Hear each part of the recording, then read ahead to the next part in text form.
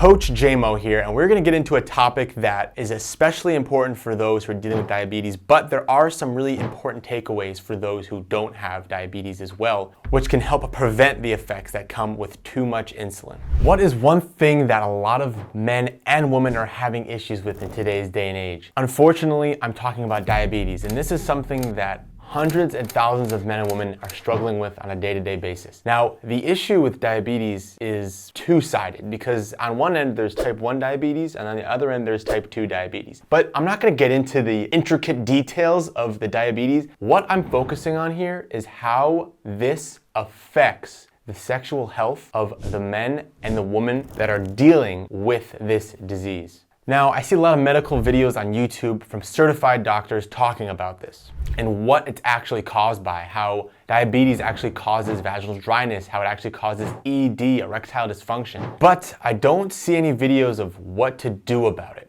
Other than the usual, change your diet, go to the doctor, get your medication. But over 75% of men with diabetes will face ED if they continue to have the diabetic symptoms. And one of the big links here is the connection between testosterone and sugar. And testosterone is connected to insulin in a way. There's actually a few different processes going on here because insulin reduces your body's ability to produce growth hormone. And reduced growth hormone leads to reduced testosterone. And this will affect libido in both men and women. And the best way to combat this is through good old-fashioned jerf, baby. Just eat real food. But everyone's already heard that. And some people just don't want to do it. They're not avoiding the processed carbs, not avoiding the garbage foods, and they're not avoiding the hidden foods that are spiking up your insulin levels, like the flours, the fillers, things that you think are normal that you're eating on a daily basis could be greatly affecting your overall sexual health. Here's another scary side of diabetes, which is called diabetic neuropathy.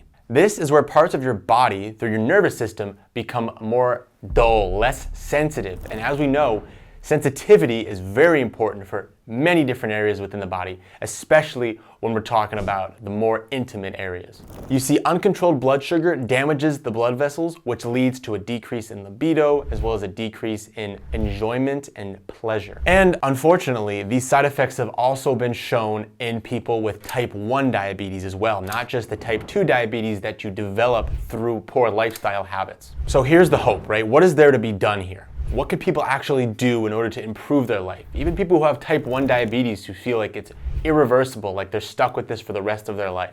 And yes, there are herbs out there that can help balance your blood sugar that have been clinically studied to show positive effects in human subjects. And these are herbs like fenugreek, which helps slow down digestion and the absorption of carbohydrates. And then there's also a very common herb, cinnamon, which helps lower glucose levels in those who have high blood sugar, as well as helping balance and regulate their insulin secretion. Now, I personally like to add cinnamon to a lot of my carbohydrates, think sweet potatoes, oatmeal. A lot of these foods I'll combine with cinnamon. But now here's the real deal. If I were in this situation myself, I would use them as an opportunity to really hone in on my health. This gives you an excuse to actually focus in on bettering your health, because most people are going through their life day by day and they don't notice that all of these things are causing problems for them. But when you have more pertinent issues, you have to be more on top of your game when it comes to diet, nutrition, exercise, spirituality, lifestyle. And that's the beauty here. Use this as a blessing because this allows you to tune into what you're eating. Start learning about the foods that take care of you. Start eating real food. Start growing your own food.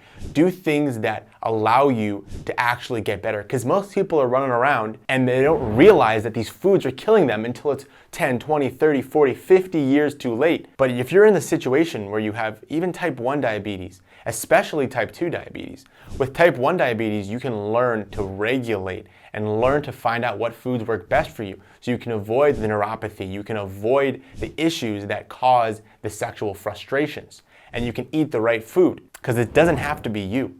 But when it comes to people with type 2 diabetes, you can either continue to guzzle down the sodas, the cereals, all of the high insulin spiking foods, the high glycemic index foods, or you can use this as an opportunity to actually make an excuse for yourself to take care of your own health. That's exactly what I would do. I would use this as an excuse to eat better. If someone's like, why do you eat like that? Why do you want to go out to this restaurant? Why do you want to eat these fried foods? Why do you want to not want to eat this dessert or have this bowl of ice cream? You can be like, oh, I'm diabetic. And then they're not gonna ask you anything. This is up to you. This is your own journey. And yes, we know nowadays there are sugar alternatives out there like xylitol that doesn't have the high glycemic load like sugar, but this requires work because getting food out in grocery stores, getting food at restaurants, getting food, fast food, they're all gonna be full of sugars and crappy ingredients that are just gonna be high glycemic, and they're just going to shoot your insulin levels up, and it's going to affect the way your body uses insulin. And as we know, insulin reduces your body's ability to create growth hormone. And now I'm not saying insulin's bad. It's very important to have proper insulin, as diabetics know. But what you can do here is way more profound than you think. There are many techniques to even reverse type 2 diabetes